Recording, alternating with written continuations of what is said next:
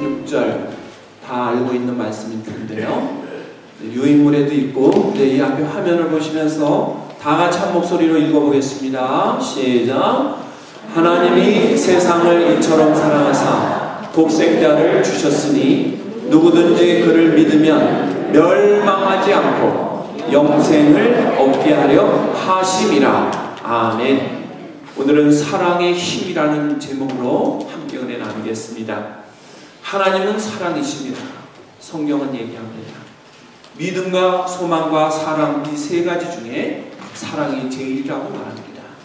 하나님의 사랑은 하늘을 두루마리게 삼고 바다를 먹물 삼아도 다 쓸 수 없을 만큼 깊고 넓다고 했습니다. 우리는 오늘 그 하나님의 사랑을 요한복음 3장 16절을 통해서 몇 가지로 살피고 이 연말에 받은 사람만큼 베푸는 사랑의 주인공이 되는 은혜의 12월달이 되기를 간절히 축원합니다. 우리 마음에 사랑이 뜨겁게 일어날게 다른 이들에게도 전염이 돼요. 사랑을 전염시켜야 됩니다. 우리는 하나님의 사랑을 받은 자로 이웃을 사랑해야 돼요. 이 시간에 먼저 우리는 형제의 사랑이 얼마나 소중한가를 한번 음미하는 짧은 클립을 하나 감상하도록 하겠습니다.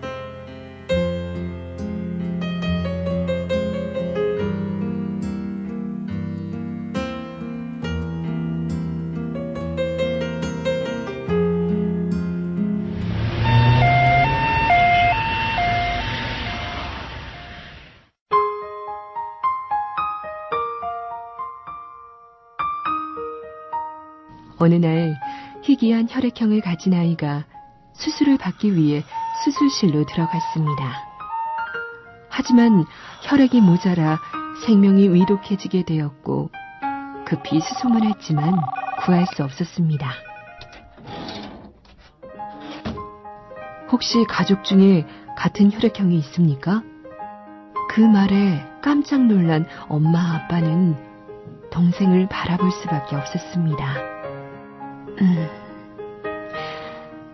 얘야, 지금 형이 몹시 아프단다. 어쩌면 하늘나라에 갈지도 몰라. 좀 아프겠지만 너의 피를 형에게 나눠줘야 하는데 그럴 수 있겠니? 아이는 한참 동안 생각하더니 고개를 끄덕였습니다.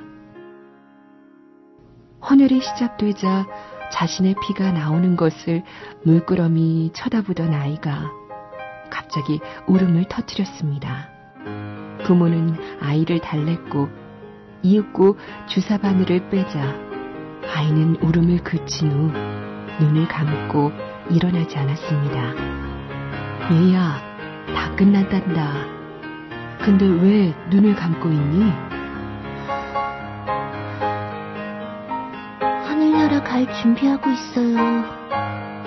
아이는 헌혈을 해본 적이 없기에 몸에서 피를 뽑으면 죽는 줄로만 알았던 것입니다. 얘야, 그럼 네가 죽는 줄 알면서도 헌혈을 한다고 했니? 아이가 말했습니다. 전 형이 좋거든요. 모두들 아무 말 못하고 울고만 있었습니다.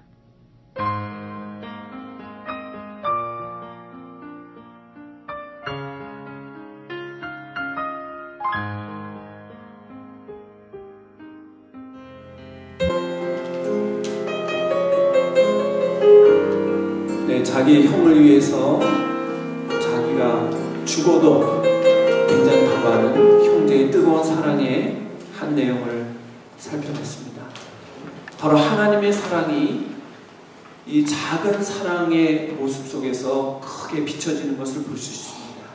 하나님께서는 하나밖에 없는 독생자를 모든 인류의 죄악을 대속하기 위해서 보내시고 희생시키는 결단을 하셨던 것입니다.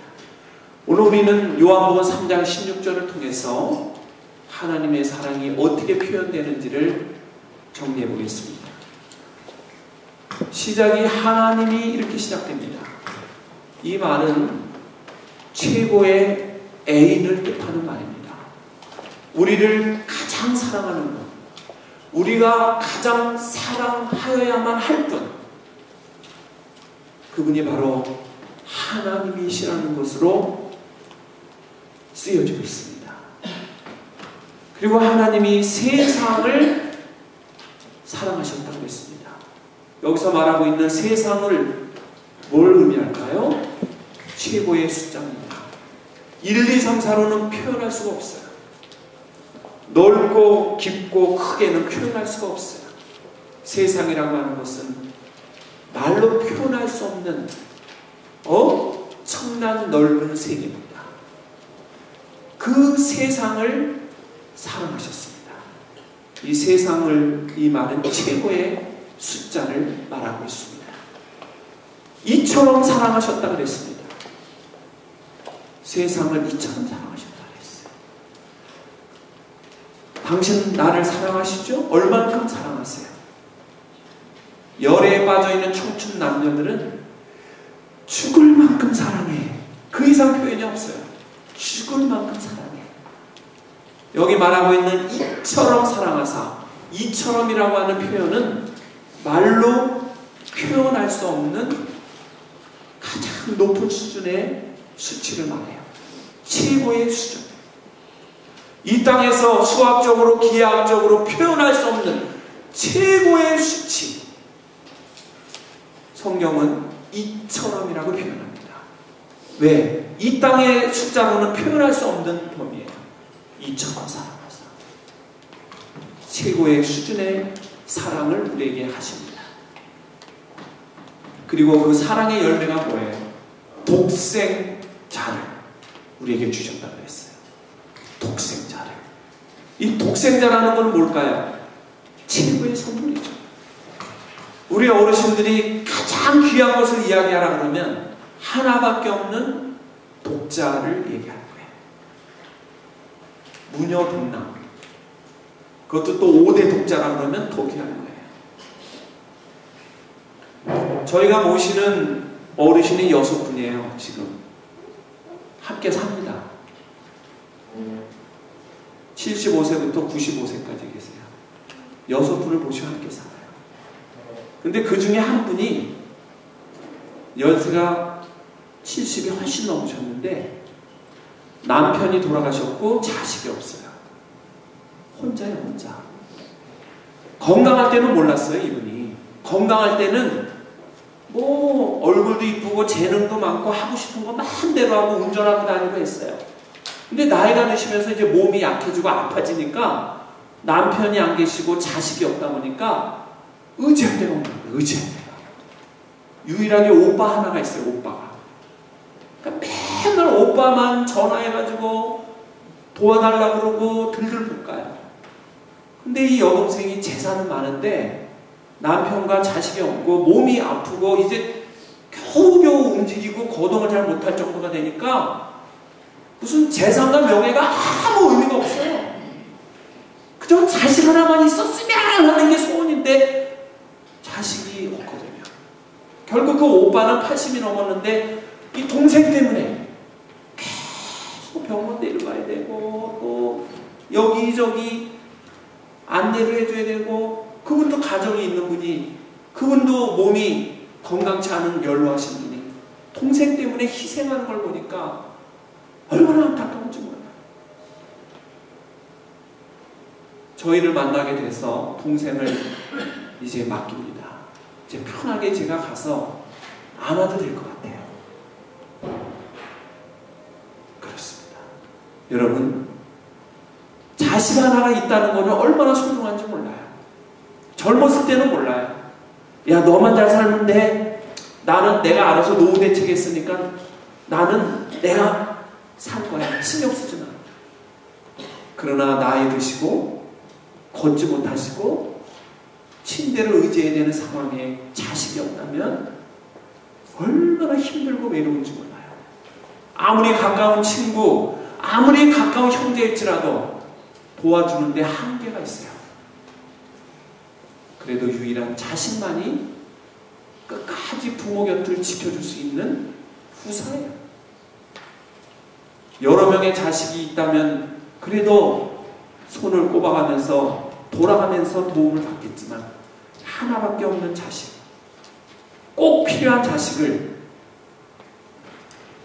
어떤 것을 위해서 희생을 시킨다는 것은 어려운 일이에요. 하나님은 그 독생자를 이 세상을 너무너무 사랑해서 이처럼 사랑했다. 그 독생자를 죄악 많은 이 세상으로 보내셨어요. 죄에서 보낸 것도 감사한데 주셨으니 이 말은 무슨 뜻입니까? 최고의 행동을 하셨어요. 우리는 말은 잘합니다. 나 돈 벌면 좋은 일 많이 할 거예요. 나 건강하면 진짜 봉사 많이 할 거예요. 말은 잘하지만 그가 정말 건강해졌을 때 하는가? 정말 돈을 많이 벌었을 때 하는가? 어렵습니다. 제가 오늘 아침에 잠깐 뉴스를 들으면서 나왔는데 보니까 이제 12월 달이 돼서 구세군 자선 낭비가 곳곳에 설치가 됐는데 한국에서 어떤 일이 있었냐면 명동에 빨간 구세군 자선 낭비가 하나 있는데 어저께 나이가 지긋하신 몇 살인지 모르지만 70이 넘어보인 할아버지 한 분이 지나가면서 자선 낭비통에 봉투를 하나 넣고 지나갔대요.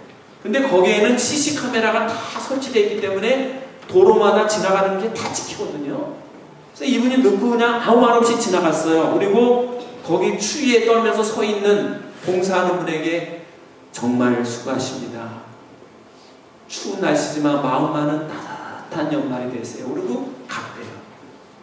그날 저녁에 그 낭비들을 다 갖다가 이제 수거를 해서 계산을 하고 내일 또 자무통을 걸어가지고 낭비를 또 곳곳에 설치를 하는데 돈을 계산하다 보니까 수표가 1억 1천만 원이 써있는 수표 한 장이 봉투에 딱 들어있는 걸 발견했어요. 1억 1천만 원. 그리고 거기에 편지 한 장이 같이 들어있었어요. 추위에 떨고 어려운 분들을 위해서 아름답게 쓰여지기를 원합니다. 그래서 수표 한 장이 1억 1천만 원이 그 냄비에 들어있는데 바로 그 할아버지가 넣고 간 거예요. 그래서 CCTV로 추적을 해봤어요. 이거를 넣고 가는 분이 누구였더라? 추적해보니까 딱 사진이 나와요. 그래서 누군지는 알아요. 그러나 그분이 절대로 내 이름을 알리거나 나를 찾는다면 나는 나타나지 않습니다. 편지에다 그걸 써놨기 때문에 누군지는 알게 됐어요. CCTV로 추적해서. 그러나 그분을 찾거나 그분에게 고맙다고 연락은 하지 않기로 결정을 했다고 해요. 아마도 그분은 노후에 마련해놓은 전 재산을 마지막 그 낭비에 넣지 않았는가 그런 생각을 해봐요. 행동. 최고의 행동은 쉽지가 않아요. 돈을 1억 원을 넣는 거 이거 정말 어려운 결단이에요. 아무리 재산이 많은 분이라도 1억 원을 넣는다는 거는 자기 이름 안 밝히고 그대로 도네이션 한다는 거는 정말 어려운 결정을 하는 거예요. 하물며 그 무엇과도 바꿀 수 없는 내 자식 하나를 그대로 희생을 시키도록 내준다는 것은 말로는 표현할 수 없는 깊이와 넓이가 있다는 것을 아셔야 됩니다. 주셨다는 말은 뭐예요? 최고의 행동. 그리고 누구든지 이 말은 뭐죠? 최고의 초청이에요. 누구든지 이분을 믿으면 그 영생을 받는다는 거예요. 누구든지라고 하는 것은 뭘 의미하죠? 자격을 말하는 거예요. 그런데 누구든지라고 했어요. 모든 사람을 다 초청합니다. 범위가 없어요. 모든 사람을 다 초청하는 거죠. 누구든지. 이분만 믿으면 영생을 얻는다는 것이죠. 세상에서는 사람을 선택할 때 조건이 많아요. 요즘에 한국에는 오디션 프로그램이 시청률을 다 독점해요. 가수를 뽑는 오디션, 탤런트 뽑는 오디션, 심지어는 다이어트, 살 잘 빼는 오디션까지 있어요. 그래서 한 사람에게 상금을 3억도 주고 5억도 준다고 광고를 해가지고 뭐 100만 명이 지원을 한대요. 거기서 뽑고 뽑아서 마지막 한 명에게 어마어마한 상금과 혜택을 주는 프로그램이 한국에서는 선풍적인 인기죠. 세상은 다 조건이 있어요. 취직을 해도 조건, 대학을 입학을 해도 조건, 오디션 프로그램에 나가도 조건. 그 조건을 충족 못 시키면 거기에 못 들어가는 게 세상이에요. 근데 하나님의 사랑은, 하나님이 베푸시는 은혜, 천국으로 초청하는 자들을 조건을 두지 않았어요. 누구든지 다 초청했어요. 누구든지. 그를 믿으면 이건 뭘까요? 최고의 단순함이에요. 천국에 가는 것은 어려운 거 아무것도 없어요. 믿음으로만 가면 돼. 예수 그리스도가 나의 구주, 하나님의 독생자가 이 땅에 오신 것은 나의 죄를 대속하기 위해서 오셨다고 하는 그것을 믿는 믿음. 그를 믿으면 나는 허물 많고 죄악이 많지만 그로 말미암아 나는 천국에 간다고 하는 그 믿음, 그 하나가 바로 뭐예요? 천국 가는 키워드예요. 뭐 헌금을 많이 하고 봉사를 많이 하고 선행을 많이 하는 거 물론 필요하죠. 그거는 상급이 따라오는 아름다운 모습이에요. 그러나 천국 가는 거는 행동을 아름답게 했다고 되는 게 아니라 믿음이 있어야 천국을 소유하는 거예요. 그를 믿으면 심플해. 조건이 없어. 믿으면 돼. 뭐라고요? 나를 위해서 보내주신 독생자 예수 그리스도를 나를 대속하신 구주로 믿고 마음으로 믿고 입술로 고백만 하면 누구든지 다 천국을 소유하는 줄로 믿습니다. 여기 앉아계신 모든 우리 어르신들도 이 간단한 원리를 반드시 믿으시고 다 천국을 소유하고 천국에 가서 우리가 한번 다 모여서 송년 음악회를 여는 날이 올 줄로 믿습니다. 거기 가면은 송년이 없지, 개념이 없어. 그러나 다 만나면 얼마나 좋아요. 서로 알아볼 수 있으니까. 그를 믿으면 멸망하지 않고 그랬어요. 멸망하지 않고는 뭡니까? 최고의 해방이에요. 지옥으로 안 가. 지옥으로 보내려고 난리를 쳐도 갈 수가 없어. 왜? 믿었기 때문에. 그분을 믿었기 때문에 우리는 최고의 자유함, 최고의 해방, 천국의 특권을 누리도록 하나님이 결정해 줬기 때문에 아무도 우리를 올무에 가둘 수가 없어요. 그리고 결론은 뭐죠? 영생을 얻으리라. 최고의 소원이에요. 이 땅에서 큰 축복이요 선물이 뭘까요? 영생이에요. 영생. 영원히 죽지 않고 지옥불에 떨어져 있다 그러면 얼마나 고통스럽겠어요.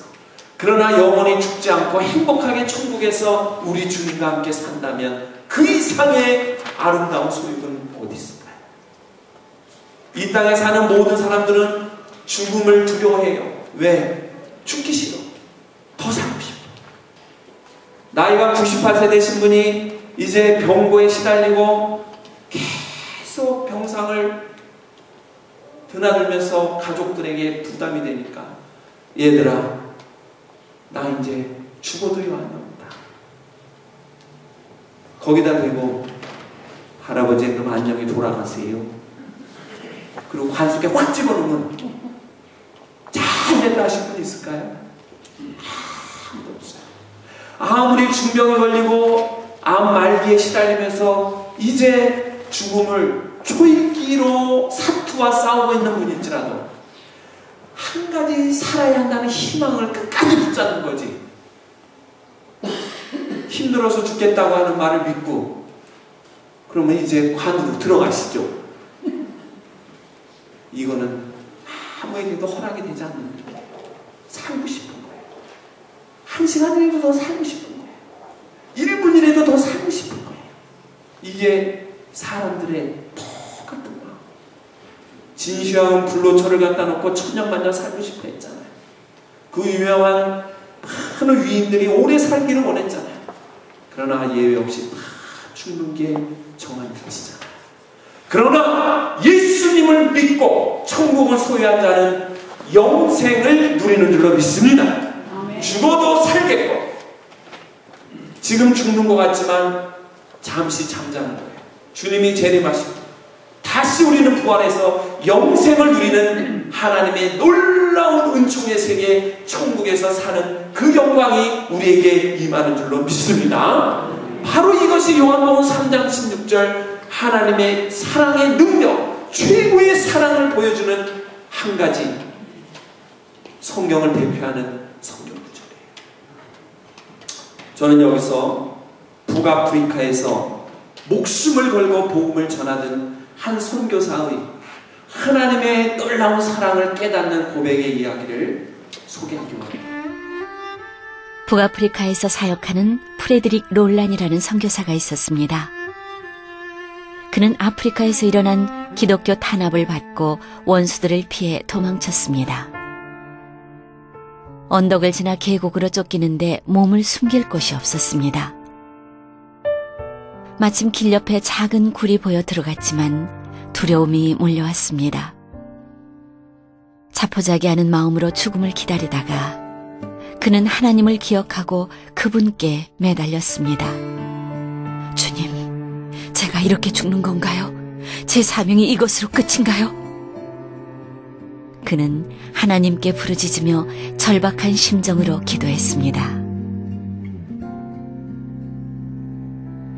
그런데 어딘가에서 거미가 나오더니 굴 입구에 거미줄을 치기 시작했습니다.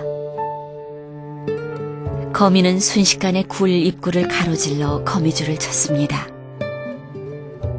그를 쫓아오던 자가 굴 앞에 멈춰서서 굴을 살폈는데 입구에 거미줄이 쳐 있고 줄을 건드린 흔적이 없는 것을 보고는 그냥 지나갔습니다.